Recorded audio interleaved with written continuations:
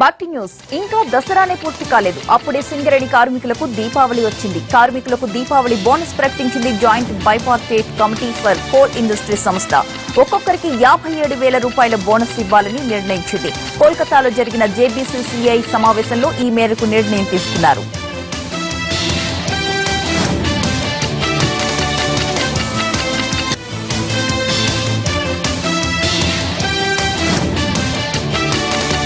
మెదక్ జిల్లా హత్నూరు మండలాన్ని రెండుగా విభజిస్తున్నారని ప్రచారం జరగడంతో నిరసనలు వెల్లువెత్తాయి. ప్రజలు అఖిలపక్ష నాయకులు రోడ్లపైకొచ్చి రాస్తారోకో చేశారు. హత్నూరు మండలాన్ని విభజించొద్దని డిమాండ్ చేశారు. ఈ సందర్భంగా 3 యువకులు వాటర్ ట్యాంక్ పైకి ఎక్కడంతో కొద్దిసేపు ఉద్రిక్త పరిస్థితి నెలకొంది. పెద్ద ఎత్తున ట్రాఫిక్ జామ్ కూడా ఏర్పడింది. పోలీసులు జోక్యం చేసుకుని వారికి నచ్చజెప్పడంతో శాంతించారు.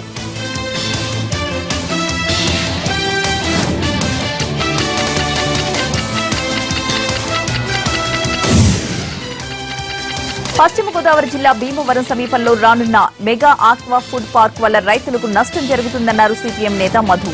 కంసాల బేతపూడి, జొన్నల గరువు, ముత్యాలపల్లి, తుందుడు గ్రామాల ప్రజలకు తీవ్ర నష్టం వస్తుందన్నారు. ఆయా గ్రామాల్లో పర్యటించిన సిపిఎం నేతలు ప్రభుత్వం తీరుపై మండిపడ్డారు. ప్రజలు వ్యతిరేకిస్తున్న గ్రామాల్లో 144 సెక్షన్ అమలు చేసి మరీ ఫుడ్ పార్క్ ఏర్పాటు చేస్తామనడం సరికాదన్నారు. దీనిపై పోరాడతామన్నారు సిపిఎం నేతలు.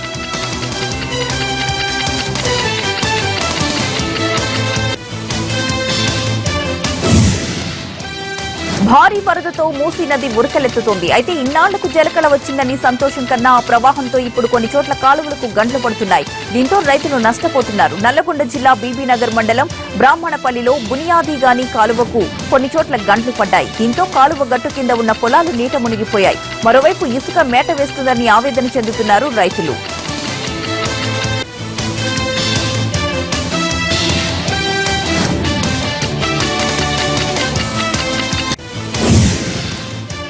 మెదక్ జిల్లా పుల్కల్ మండలం పోచారం గ్రామంలో 3 కార్మికులు నీటి మధ్యలో చిక్కుకుపోయారు. గ్రామంలో ఉన్న సత్యసాయి తాగునీటి పంపు నుంచి నీటిని విడుదల చేయడానికి వెళ్లిన 3 కార్మికులు సింగూరు ఇంటేక్ వెల్ వద్దకు వెళ్లారు.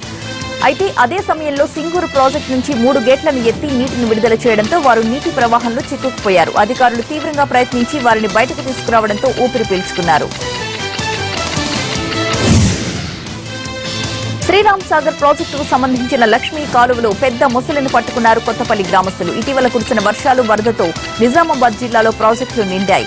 ఎస్ఆర్ఎస్పీ ప్రాజెక్టు నిండింది. దీంతో దిగువకు నీటిని విడుదల చేస్తున్నారు అధికారులు. ఈ క్రమంలో కొత్తపల్లి గ్రామానికి చెందిన వారు దుస్తులు ఉతికేందుకు కాలువకొచ్చారు. వారిపై దాడి చేయబోతుంది మొసలి. వెంటనే గుర్తించిన గ్రామస్తులు ప్రాజెక్టు అధికారులకు ఫిర్యాదు చేయగా వారు అటవీ శాఖ అధికారులకు సమాచారం ఇచ్చారు. అనంతరం మొసలిని బంధించి తీసుకువెళ్లారు.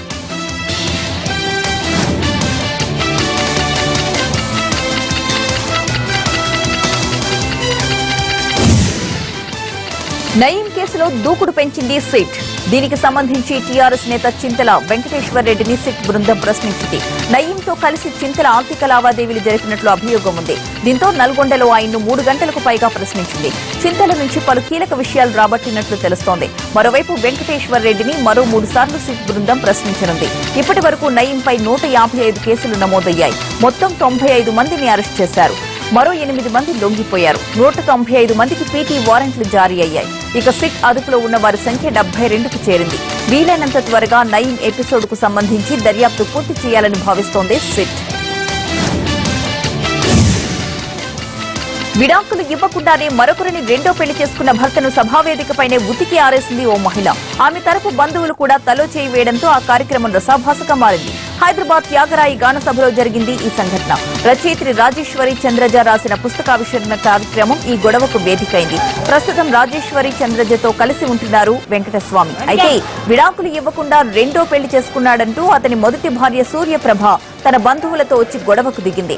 పరిస్థితి చేయి దాటిపోతున్న సమయంలో రంగంలోకి దిగిన పోలీసులు ఇరు వర్గాలను అదుపులోకి తీసుకుని స్టేషన్ కు తరలించారు. ఈ సంఘటనతో కార్యక్రమానికి హాజరైన వీఐపీలంతా ఒక్కసారిగా షాక్ తిన్నారు.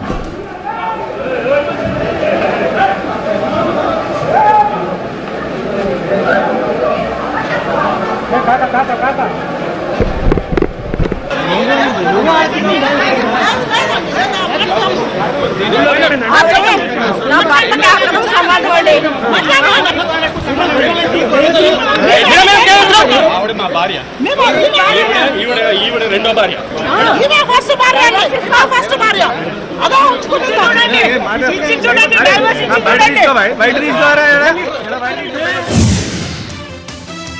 భార్య, అత్త, బావుమరిది కలిసి దాడి చేయడంతో మనస్తాపం చెంది ఆత్మహత్య చేసుకున్నాడు ఓ auto driver. Mylal Devupalli police station పరిధిలో ఉన్న రాజీవ్ గృహకల్పలో జరిగింది ఈ ఘటన.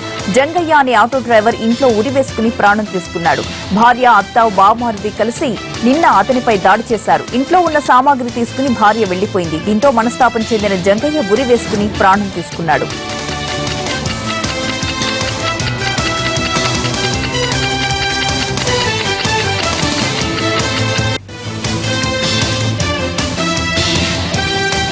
బ్రేక్ తీసుకుందాం. Stay with us.